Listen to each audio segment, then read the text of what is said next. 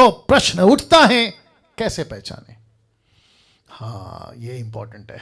कैसे पहचाने इन आत्माओं को और इस आत्मा से भरे सेवकों को? 4 तरीके से या 4 प्रकार से, टोटल 4 प्रकार से आपके बीच में रख रहा हूं। आपका दिमाग अभी उड़ने वाला है। आप मुझे नहीं पता क्या होने वाला है, बहुत ध्यान से सुनिएगा। कैसे पहचाने इस आत्माओं को या आत्मा से भरे सेवकों को? यूट्यूब वालों तुम भी सुनो। सबसे पहला, बहुत ध्यान से सुनना, ऐसे सेवक की बातें परमेश्वर के राज्य से मैच नहीं करेंगी। कौन से सेवक? जिनके अंदर लूसीफर की आत्मा है। ऐसे सेवकों को कैसे पहचाने? जो अब भी, देख लीजिए, अब भी काम कर रही है और ये मसीह के विरोधी। कैसे पहचाने? 4 तरीके से या 4 प्रकार से। तो इसमें सबसे पहला है, ऐसे सेवक की बातें, ऐसे सेवक की बातें परमेश्वर के राज्य से मैच नहीं करेंगी। इसका मतलब है परमेश्वर का राज्य याद आ गया, किंगडम, उसका किंगडम, यीशु किंग, कलीसिया उसकी किंगडम याद आ गया। तो लिखा है उसकी बातें मैच नहीं करेंगे। पास्टर डैनियल बातें क्यों? आपने बातें क्यों लिखा है? याद है यीशु का स्टेटमेंट मत्ती 7:16, वो कहता है कि उनके फलों से तुम उन्हें पहचान लोगे। किसको? किसको? लूसीफर की आत्मा को। किसको? ऐसे सेवकों को जिसके अंदर लूसीफर की आत्मा है। फलों का मतलब क्या पता है? बातें। तो यीशु कहता है, क्या झाड़ियों से अंगूर और उठ कटारों से अंजीर तोड़ते हैं? क्या जंगली पेड़ से अंगूर आता है? क्या काठीले बाबुल का पेड़ क्या अंजीर पैदा कर सकता है? तो यह दुष्ट आत्मा से भरा सेवक, कम ऑन, यह दुष्ट आत्मा से भरा सेवक परमेश्वर के राज्य की बातें कैसे कर सकता है? कम ऑन, कैसे कर सकता है? ऐसे सेवक 50 भरे पड़े हैं फेसबुक और यूट्यूब पे, जो यीशु की राज्य की बातें नहीं करते, लेकिन वो क्या कहते हैं? हमारी सुनो। कैसे बोलते हैं? तुमको अंगूर खिलाएंगे लेकिन झाड़ियों से, अंजीर खिलाएंगे लेकिन बाबुल के पेड़ से। तो आपको क्या दिखता है? Come on, get ready. आपको क्या दिखता है? अंगूर, लेकिन झाड़ी नहीं दिखती। आपको क्या दिखता है? अंजीर, लेकिन आपको बाबुल का पेड़ नहीं दिखता। आप अंगूर, कैन यू बिलीव दिस? आप अंगूर के चक्कर में और अंजीर के चक्कर में पेड़ नहीं देख रहे हो कि ये फल आ कहां से रहा है। Wow, can you believe this? आप लोग समझ रहे हैं मैं क्या बात कर रहा हूं? बात आ रही है ना समझ में?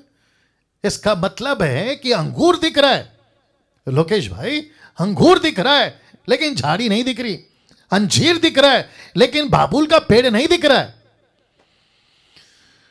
वाह, इसलिए जीसस कहता है उनके फलों से तुम उनको पहचान लोगे। तो यूट्यूब के लोगों, तुमको चमत्कार दिख रहा है लेकिन वो चमत्कार कहां से आ रहा है? वो झाड़ी नहीं दिख रही है। तुमको ब्लेसिंग दिख रही है, मेरा पास्टर आता है, मेरे ऊपर हाथ रखता है और मैं नीचे गिर जाता हूं और मुझे बड़ा मजा आता है, मुझे बड़ा अच्छा लगता है, मैं जमीन पे लोटपोट होता हूं। अरे कितनी अच्छी फीलिंग है। फीलिंग कितनी अच्छी फीलिंग है, लेकिन ये फीलिंग का सोर्स समझते हैं? जरिया कहां से? कटीली झाड़ी।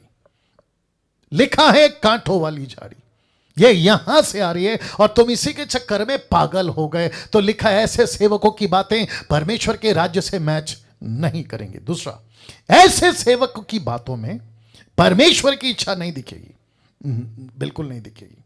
ऐसी सेवकों की बातों में परमेश्वर की इच्छा नहीं दिखेगी। इसका मतलब है ये क्या प्रचार करेंगे पता है? देख लीजिए, पहला यूहन्ना 2:27, ये संसार की बातें करेंगे, ये अभिलाषाओं की बातें करेंगे। ये बात अलग है कि दोनों मिटते जाएंगे। लिखा है जो परमेश्वर की इच्छा पर चलता है, जो परमेश्वर की इच्छा पर चलता है वो सर्वदा बना रहता है।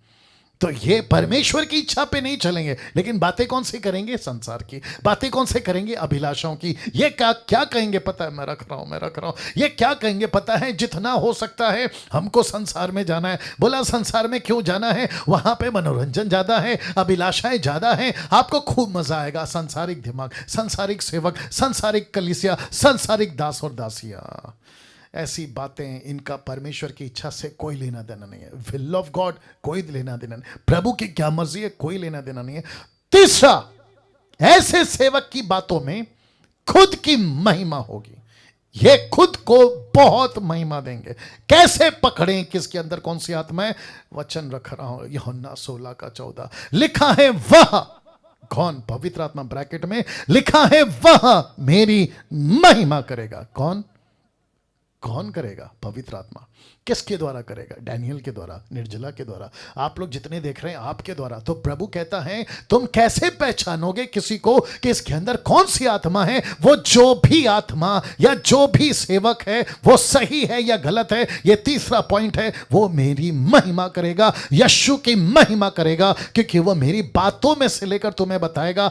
ऐसे जो खुद को सेंटर में रखते हैं, ये परमेश्वर को महिमा कैसे दे सकते हैं? जो मेरे पास आओ, मुझसे प्रार्थना करवाओ, मैं तुम्हारा पास्टर हूं, मुझे छोड़कर कहीं नहीं जाना। तो जिसको कहते हैं कि आई सेंटर, समझ गए? आई सेंटर, नॉट जीसस सेंटर, ये है आई सेंटर। मैं दिखूंगा, मैं पास्टर हूं, मैं चर्च में दिखूंगा, मुझसे प्रार्थना कराओ, मेरा हाथ इंपॉर्टेंट है, मैं जब तक नहीं बोलता कुछ नहीं होगा। ये इसको कहते हैं आई सेंटर। माय गुडनेस, कैसा लग रहा है साहब? वाह! ऐसे सेवकों की बातों में खुद की महिमा होगी।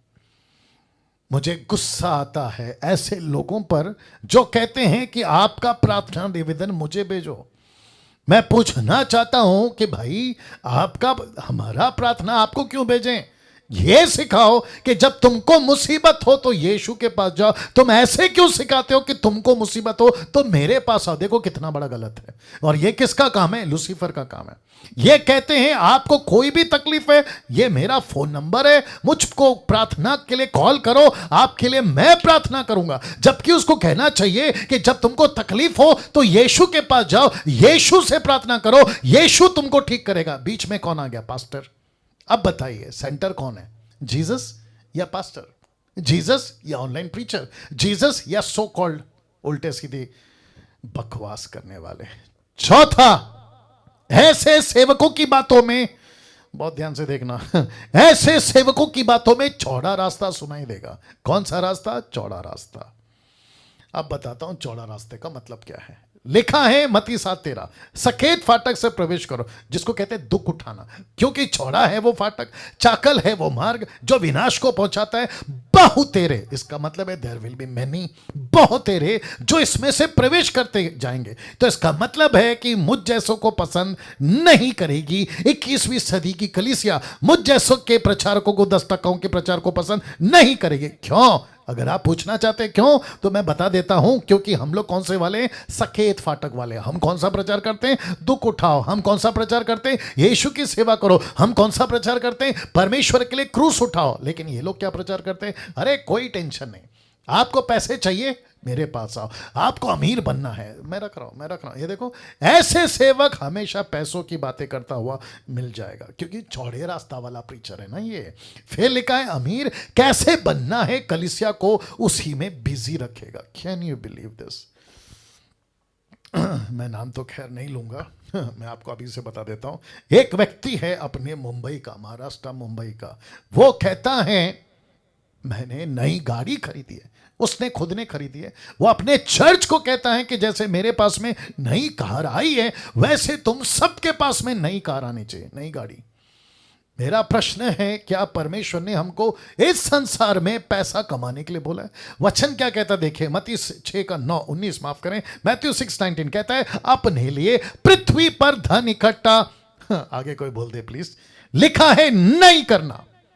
पृथ्वी पर धन इकट्ठा नहीं करना, बल्कि 20 कहता है, परंतु अपने लिए, लिखा है स्वर्ग में, पृथ्वी पे नहीं, स्वर्ग में धन इकट्ठा करो। लेकिन हम यहां पे क्या कर रहे हैं? बोला पृथ्वी पे धन इकट्ठा करेंगे, पृथ्वी पे अमीर बन जाएंगे। तो अभी कुछ लोग बोल सकते हैं, पास्टर डैनियल, अगर हमको पृथ्वी पे धन इकट्ठा नहीं करना है तो हमारे बच्चों का क्या होगा, आगे पीढ़ी का क्या होगा? ले दो, अपने बच्चों का अकेला बाप है, ऊपर बैठा सबका बाप नहीं है। ऊपर बैठा सबका बाप सबकी चिंता करता है, पृथ्वी के बाप से भी ज्यादा। अभी तो वैसे ही मौतें हो रही है, अचानक से कोई भी न्यूज आ रहा है, कोई भी मर रहा है, तो तुम जिस दिन मर जाओगे अपने बच्चों को साथ में लेके जाओगे। तो बैठा है ना ऊपर बाप, ऊपर बैठा है ना परमेश्वर, वो कहता है मैं संभालूंगा तेरे बच्चों को, तू मेरे बच्चों को संभाल, मतलब कलीसिया को। जब हम परमेश्वर का काम करेंगे, परमेश्वर हमारा काम करेगा। तो इसका मतलब क्या है पास्टर डैनियल, मैं नौकरी छोड़ दूं? मैंने कब कहा? मैं बिजनेस छोड़ दूं? मैंने कब कहा? जितने हमारे साथ में, क्या वो नौकरी छोड़ के बैठे हैं? बिल्कुल नहीं। इसको कहते हैं बच्चों वाला सवाल, इसको कहते हैं मिल्क ड्रिंकिंग क्रिश्चियन की मेंटालिटी। यीशु कहता है तुम अपना हाथ पैर चलाओ, कामयाबी मैं दूंगा। तुम अपनी नौकरी शुरू करो, सफलता मैं दूंगा। पौलुस तंबू का बिजनेस करता था, टेंट का। क्या उसको सक्सेस नहीं मिली? ऑफ कोर्स मिली। लिखा भी है वो खुद को भी संभालता और अपने लोगों को भी संभालता, कामयाबी आई ना उसके पास। लेकिन पृथ्वी पे ऐसी लालच के साथ में कि पास्टर ने बंगला खरीदा है तो मैं भी खरीदूंगा, पास्टर के पास में गाड़ी है तो कलीसिया के पास में भी। इसी में तो बिजी किया है, देखो ना, लिखा है ना, कलीसिया को बिजी कर दिया है। किसमें? बोला अमीर बनो, अमीर बनो, अमीर बनो। ऐसी प्रीचिंग नरक के पुलपिट से आती है, नरक के पुलपिट से। अब बताइए। और ऐसे प्रचार को पब्लिक पसंद करती भी है। बोला क्या प्रीचर है, अरे उसको फिर बुलाओ, अगले हफ्ते फिर बुलाओ, उसको फिर से पेज पे बुलाओ। अरे क्या प्रचार करता है, तुमको भी ले डूबेगा, खुद भी डूबेगा। तो लिखा है जैसे प्रचारक की बातें वचन से, जिस प्रचारक की बातें वचन से मैच नहीं करती वो मसीह का विरोधी है। मैं कुछ सेकंड इसको रख रहा हूं जी। वापस बोल दूं, जिस प्रचारक की बातें वचन से मैच नहीं करती वो मसीह का विरोधी है। यस और नो? या मैं और कुछ रिक्वेस्ट कर सकता हूं आप लोग अभी जो कम से कम 290 हैं, 290 300 के आसपास, आपसे कुछ रिक्वेस्ट कर सकता हूं? अगर आप लोग यस बोलते हैं तो अपना थंब करके बता दीजिए। कर सकता हूं? इस तरह के प्रचार को जितना प्रमोट कर सकते हैं ना सोशल मीडिया पे, एवरी ऑल्टरनेट डे, मतलब हर 2 दिन के बाद में यूट्यूब से उठाओ कॉपी पेस्ट करो, यूट्यूब से उठाओ व्हाट्सएप पे कॉपी पेस्ट करो, यूट्यूब से उठाओ इंस्टाग्राम पे डाल दो, यूट्यूब से उठाओ कहीं पे भी डाल दो और लोगों को ऐसे प्रचार पहुंचाते रहो। और वापस कह रहा हूं कि डैनियल राज का बेनिफिट क्या है कि यूट्यूब का चैनल बढ़ेगा? जी नहीं। मुझे पैसे मिलते हैं? जी नहीं। मेरे को सब्सक्राइब की जरूरत है? जी नहीं। मेरे पास में 1.5 लाख सब्सक्राइबर वैसे ही हैं, आप लोग देख सकते हैं। मुझे कौन सा पैसा कमाना है? आप लोगों को ये काम पे लगाकर, लेकिन परमेश्वर के राज्य में खूब पैसे कमाओगे आप लोग, मैं नहीं, आप लोग। वाह, इसलिए तो लिखा है ना, पृथ्वी पे धन इकट्ठा मत करो लेकिन स्वर्ग में धन इकट्ठा करो। कैसे कमाओगे पैसा? गणेश जादव साहब, या पैसे कैसे कमाओगे? ऐसे ही तो कमाओगे, परमेश्वर का काम करोगे, पैसे मिलेगा कहां? स्वर्ग में। आप क्या बोलते हैं उसको, पीडीएफ नहीं, क्या हो पैसे जो जमा करते हैं, एफडी। देखो मेरे को ये तक नहीं मालूम। एफडी, आपका जो पैसा है ना वो कहां जमा हो रहा है? स्वर्ग के बैंक में। जिस दिन तुम मरकर स्वर्ग में जाओगे ना तो प्रभु बोलेगा, अरे बेटा क्या बात है, क्या काम किया, खूब पैसे वाला हो गया। बोला मैंने कब पैसा जमा किया? बोला बेटा जो तू पृथ्वी पे काम करता था ना उसका सारा तनख्वाह मैंने ऊपर जमा करके रखा है। अब आप सोच के देखो कि हमको पृथ्वी पे मिलियनर, बिलियनियर, ट्रिलियनियर बनना है या स्वर्ग में बनना है? आप ही बता दीजिए। एब्सोल्युटली। अब इसको देखो, मैं वक्त का ख्याल रखूंगा, टेंशन नहीं लेना। अब यहां पे 2 प्रकार का कबूतर है, और कबूतर से मतलब आप समझ गए, पवित्र आत्मा, ठीक है? जिसको परख कर दूर करना है उसी को दूर करो। रिपीट करता हूं कि जिस पवित्र आत्मा को परख कर दूर करना है उसी को दूर करो, क्योंकि यीशु के वक्त ऐसा नहीं किया। किसने? शास्त्रियों ने। क्या किया पता है? जानना चाहते हो? रख रहा हूं, मरकुस 3 का 28 से 30 में, मैं तुमसे सच कहता हूं। किसने कहा? यीशु ने। मनुष्य की संतान के लिखा है सब पाप और निंदा जो वे करते हैं क्षमा की जाएगी, परंतु जो कोई पवित्र आत्मा के विरुद्ध निंदा करे वह कभी भी कभी भी कभी भी क्षमा नहीं किया जाएगा, नहीं किया जाएगा। लिखा है वरन वह अनंत पाप का अपराधी ठहरता है। अनंत पाप का अपराधी। बाप रे, क्योंकि वे कहते थे, कौन? शास्त्री फरीसी। किसको? यीशु को। वे कहते थे कि उसमें किसमें, यीशु में अशुद्ध आत्मा है। तो तब जाकर मैंने ये फोटो रखा है जहां पे आप देख लीजिए कि जिसको पवित्र आत्मा कहना है उसको पवित्र आत्मा कहो, जिसको अशुद्ध आत्मा कहना है उसको अशुद्ध आत्मा कहो। पवित्र आत्मा को परख कर उसको दूर नहीं करना है, दुष्ट आत्मा की आत्मा को परख कर उसको दूर करो, ना कि पवित्र आत्मा को। क्योंकि यीशु के वक्त में ऐसा नहीं किया शास्त्रियों ने। उसने क्या किया पता है शास्त्रियों ने? जो सच्चा था उसको दूर कर दिया, जो झूठा था उसको स्वीकार कर लिया। ओहो हो, जरा सोचो अभी, कहीं ये गलती यूट्यूब वालों तुमसे तो नहीं हो रही? कहीं ऐसी गलती आप लोग तो नहीं कर बैठ रहे? डैनियल राज कौन सी आत्मा में बात करता है? पवित्र आत्मा। मसीह मंथन वाले कौन सी आत्मा में बात करते? पवित्र आत्मा। कैसे? अभी तो बताए ना, 4 पॉइंट को कवर करो, 4 पॉइंट को दिमाग में रखो। उनके फलों से तुम उनको पहचान लोगे कि वो कैसी बातें करते हैं। डैनियल राज को आप कम से कम 2 साल से 2.5 साल से सुनते आ रहे हैं, कैसी बातें कर रहा है आप परख सकते हो। तो जिसको परख कर दूर करना है उसको दूर करो, ना कि सही को। गलत को दूर करो, ना कि सही को। कैसे पहचाने? उनके फलों से पहचानो, क्योंकि यीशु को नहीं पहचाना। जिसको पहचानना था उसको नहीं पहचाना, उसको दूर कर दिया। जिसको जिसको जिसको जिसको जिसको सही कहना था उसको गलत बोल दिया, जिसको गलत बोलना था उसको सही बोल दिया। तब जाकर यूहन्ना कहता है, 1 जॉन चैप्टर 5:16 कहता है, यदि कोई अपने भाई को ऐसा पाप करते देखे जिसका फल मृत्यु ना हो तो विनती करे, मतलब प्रार्थना करे, परमेश्वर उसे उनके लिए जिन्होंने ऐसा पाप किया है जिसका फल मृत्यु ना हो जीवन देगा, मतलब माफ कर देगा। अब इसको देखो, पाप ऐसा भी होता है जिसका फल मृत्यु है, इसके विषय में विनती करने के लिए नहीं कहता। कौन कह रहा है? यूहन्ना। क्या इन सभी बातों से आप लोग वाकिफ थे? मैं पूछ रहा हूं, आप लोग वाकिफ थे? अगर वाकिफ थे तो आपको सलूट है, आपको सलूट है।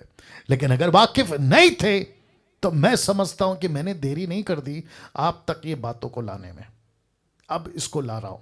अब आपको क्या करना है, यूट्यूब के लोगों आप भी सुनो, आपको क्या करना है, आपको परखना है कौन सा पवित्र आत्मा है और कौन सा दुष्ट आत्मा है। ये रख दिया फोटो। आपको परखना है कौन सा पवित्र आत्मा है और कौन सा दुष्ट आत्मा है, मतलब कौन सी दुष्टता की आत्मा है। आपको परख कर उसको दूर करना है, नहीं तो क्या करोगे पता है? अनंत काल के अपराधी, ये देखो, अनंत अपराधी ठहरोगे। और लिखा है कि ऐसों को माफी नहीं है, मृत्यु की सजा हो चुकी है। और ऐसी ही गलती करी एक व्यक्ति ने जिसको कहते हैं साइमन।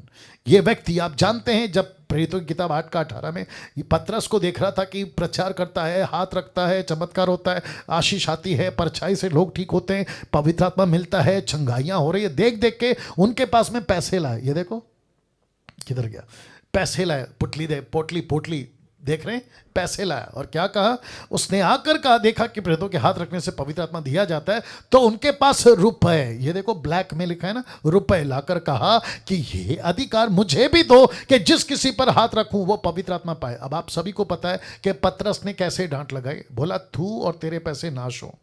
ये तो अच्छा है कि वो नाश नहीं हो गया, क्योंकि 8वें अध्याय का चक्कर है। 5वें अध्याय में एक पति पत्नी मर गए, आपको याद होगा, एक पति पत्नी मर गए। वो तो शुक्र है कि ये नहीं मर गया। अब आपको कुछ चीजें बताता हूं, पवित्र आत्मा की निंदा और पवित्र आत्मा को बिना जाने समझे अपराध करने के बारे में कॉन्सेप्ट